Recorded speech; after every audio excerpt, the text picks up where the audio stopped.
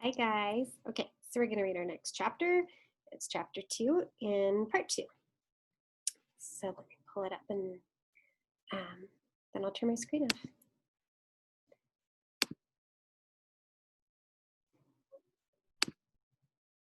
All right. Chapter 2. As the months went by, Mago wrote letters to Mommy, and included the photographs we took with Papi's Polaroid camera. There were pictures of us wearing our new clothes from Kmart, of Carlos riding the used bicycle Papi bought for him, of us playing baseball in the yard. We took pictures of us posing on Papi's red Mustang and pictures you couldn't tell we still got car sick, of us celebrating our first American holiday, the 4th of July. In these pictures, we were smiling as if life was more than we could ever have hoped for in this perfect place.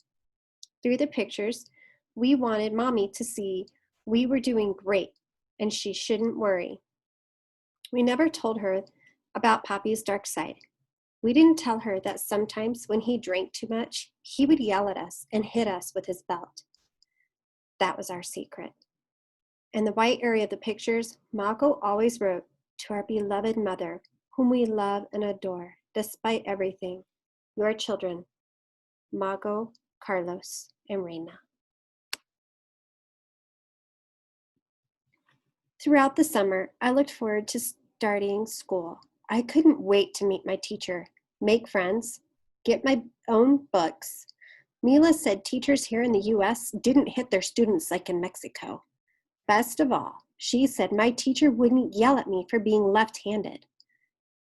"That stuff your grandmother told you about the devil is pure nonsense," Mila said. When she said this, I started liking my stepmother. I stopped being so afraid of going to school. I hoped one day I'd be like Mila, fluently bilingual and a US citizen. When September came, lost my place. When September came and I turned 10, I started feeling afraid again. The next day, I'd be starting 5th grade, Carlos 7th grade, and Mago 8th grade. I couldn't help feeling terrified. We didn't speak any English. How would we communicate with our teachers? How would we make any friends if we couldn't understand what anyone said? But Papi wasn't worried about our lack of English. He was worried about something else. "Don't tell anyone you're here without permission," he warned us. "We won't, Papi," he said. "I'm serious," he said. "If you tell anyone anything about how you got in this country, you can kiss it goodbye, you understand?" Papi said we had broken the law by coming to the United States. I couldn't understand why there would be a law that prevented kids from being with their parents. That was the only reason why I'd come to this country after all. "And you three better do well in your classes," Papi warned, "because if you don't, I won't wait for La Migra to deport you. I'll send you back to Mexico myself." "We won't disappoint you, Papi," we promised. "Está bien," Papi said as he finished his beer. "Well, off to bed. You have to get up early tomorrow, and I wasn't kidding about what kind of grades I expect from you." We left the kitchen and went into the living room, where my stepmother was watching TV. At seeing us come in, Mila got up and headed to the bedroom. Mago and I pulled out the sofa bed and lay down. Carlos usually slept on the floor. That night, since he was anxious about the next day, he snuck into our bed.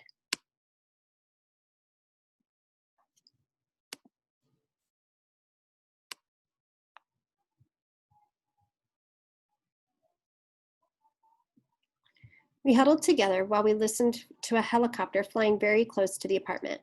For a moment, I forgot we were at the fourplex in Highland Park. I was back at the border, running through the darkness, trying to hide from the helicopter flying above us. Once more, I felt frightened, thinking that if we didn't make it this time, we'd lose our chance of having our father back in our lives.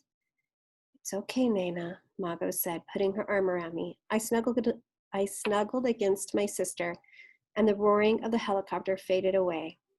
We're safe. Now go to sleep. It will be a long day tomorrow. I tried to do as I was told, but it was a restless night for me. I still wasn't used to living in a noisy place. At Abuelita Chinta's shack, the nights were usually quiet, except for the occasional barking of dogs and the passing of the evening train. But here, it seemed as if people never slept. Cars zoomed by on Avenue 50 at every hour of the day. Sirens echoed against the buildings. Helicopters roamed the night. Sometimes, we even heard gunshots farther down the street from the gangs in the area. The only familiar sound I heard at night was the lonely whistle of the midnight train. That sound always made me yearn for my country and for those I'd left behind. Early the next day, when Mago, Carlos, and I stopped at the corner to say goodbye to one another, my fear returned. Aldama Elementary was up the street. Mago and Carlos had to walk the opposite way to take a bus to Burbank Junior High School. Walk me there, I pleaded. I don't want to go alone. It's only 3 blocks away, Nena, Mago said. And Carlos and I are late. We'll miss our bus. Don't be scared, Carlos said. Everything will be fine. We will see you when we get home, Mago said, waving goodbye. I watched Mago and Carlos rush down Avenue 50. I wished I wasn't 10. I wished I was old enough to go to junior high with them. I made my way to Aldama Elementary. I stood outside for a long time and watched children walk in. Some of them came in with their parents. All of them were strangers to me. Back in Iguala, I had known by sight, if not by name, almost every parent and kid who had gone to my little school. Aldama was 3 times as big as my school in Iguala. I suddenly realized I had no idea where to go. I was so used to being with my sister, having her show me what to do, that now I was completely lost. I couldn't go through this by myself. I couldn't walk into this big school all alone. A bell rang, and soon everyone was inside. I peeked through the main doors, and I was overwhelmed by all the doors, the hallways that seemed to never end. My school in Mexico didn't have hallways. It didn't have so many doors. Tears threatened to come out, and I was angry at myself for being such a useless coward. A mother walked by and asked, "Esta perdida?" At hearing the familiar Spanish words, I immediately confessed that I didn't know where to go. She took me to the main office. The receptionist asked my name and called my classroom. A few minutes later, a boy my age came in. The receptionist said something to him and motioned for me to follow him. The boy didn't say anything to me as we made our way down a long hallway. We went into our room, and the teacher, a tall woman with short blonde hair, looked me up and down and asked me something in English. I wanted to kick myself for coming late. Now I had to stand in front of the whole class while everyone watched as the teacher spoke to me in a language I didn't understand. I looked at my feet. My toes wiggled within the new tennis shoes Poppy had bought me from a place called Payless. I didn't like wearing tennis shoes. After 10 years of walking around barefoot or with plastic sandals, my feet felt trapped within the thick material. "Sola español," she said. I looked into her eyes, the color of the sea. I thought about our trip to Santa Monica Beach, of Poppy holding my hand. "Please don't let go of me, Poppy." "Español?" she asked again. "Sí," I said, relieved she spoke Spanish. The knot in my stomach began to loosen. "Me llamo Reina Grande Rodriguez." Okay, you guys, I don't know how to read all of this Spanish, but I will try, and then you can read it. "Discúlpeme, maestra, por llegar tarde. Le prometo que no lo volveré a hacer." Now it's your turn.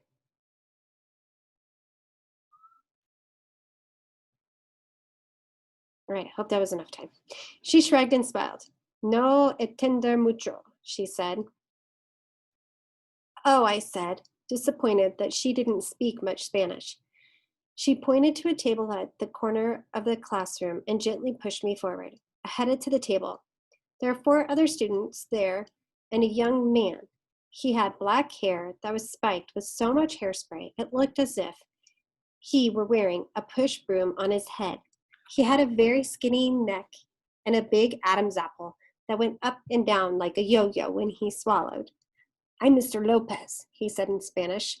I'm Mrs. Anderson's assistant. Yeah, I want an assistant.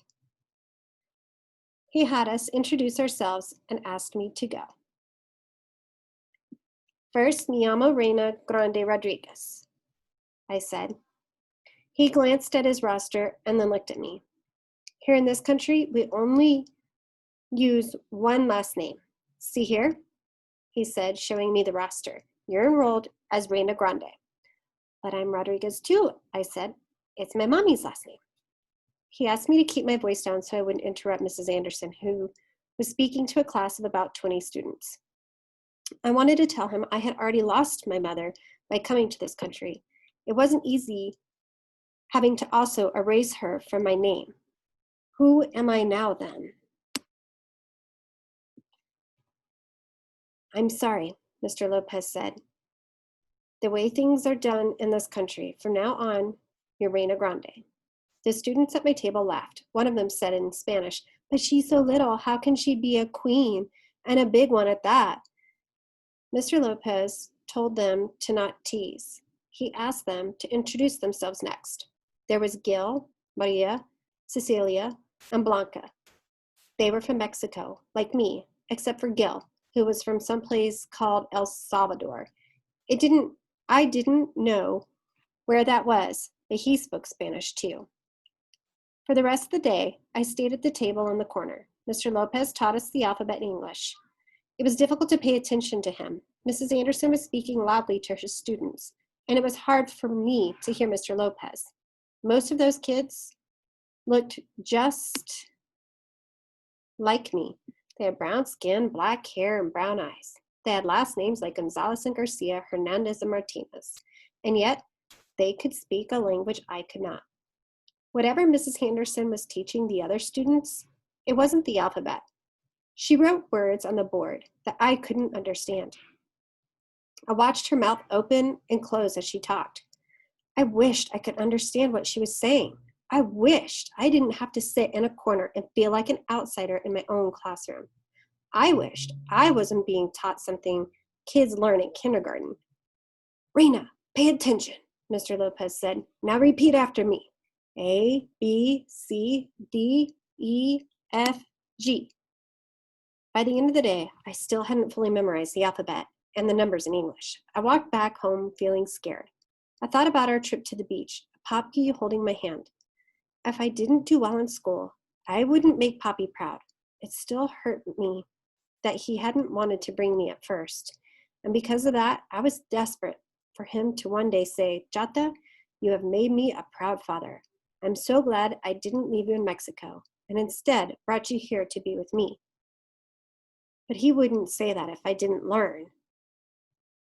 Since I got out of school before Carlos and Mago, I had to go up to the neighbor's house until Mago arrived to pick me up. Mrs.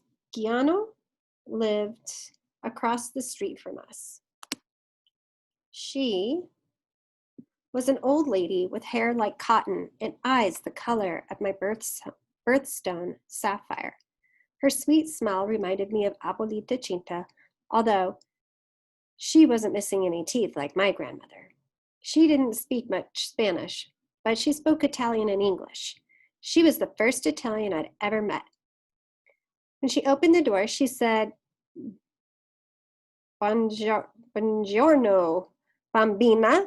She smiled and pulled me into her house. It smelled of bread and garlic. Hi, Fane? Miss Giano asked. She pointed to the stove where she was making minestrone. Si, tengo hambre, I said. I sat on the stool and she gave me a bowl of the soup. She asked me a question in both Italian and English, but I only understood the words scuola and school. No good, I said, shaking my head. No puedo aprender inglés. No capisci? She asked. Del tempo bambina? Time? She was wrong. I'd never be able to stop feeling as if I didn't belong in that classroom. I wished I could tell Mrs. Giano that school was the only place that was difficult to get used to. It wasn't true. We had lots of new wonderful things here in this country, but there were things we'd had in Mexico that we no longer had. Mago, Carlos, and I missed our freedom. We missed walking around the neighborhood and feeling safe. Everyone there knew us. The only person we knew here in Highland Park was Mrs. Giano, since she lived across the street. Also because of the gangs in the area, Poppy wouldn't allow us to go too far. Kids here didn't go outside to play in the afternoons. Women didn't come out to embroider and chat with their friends. Men didn't come out to have beer and play dominoes. The streets here were empty, except for the cars speeding across Avenue 50. We had no one to play with except one another. I didn't have the words to tell this to Mrs. Giano, but she seemed to understand how I felt and squeezed my hand. After my meal, Mrs. Giano took me to her backyard where she kept chickens in a coop. As I helped her clean it, the smell of chicken poop and feathers reminded me of Abuelita Chinta's doves. The smell suddenly made me even more homesick for Iguala. I touched my belly button and remembered the bond that tied me to my mother and to my country. Would it be so terrible to be sent back? Even though I liked this beautiful place, I still missed my home. It still called to me in different ways. Mexico was in the coos of the pigeons resting on the roof of our apartment.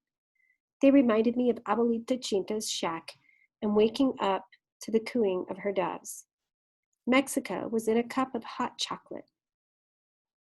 It was in the smell of cilantro and epazote we bought at the market. Mexico was in the whistle of the midnight train traveling by Figueroa Street. Mexico was in the smell of wet dirt after it rained. If I returned to Mexico, then I could see my little sister, my mother, and my sweet grandmother again. I would also get to keep my 2 last names. I would be in a classroom where I understood what my teacher said. But what about my dream of one day making Poppy proud? I stood there in Mrs. Giano's backyard, feeling as if I were tearing in half. Where do I belong? I wondered. Do I belong here? Do I belong there? Do I belong anywhere?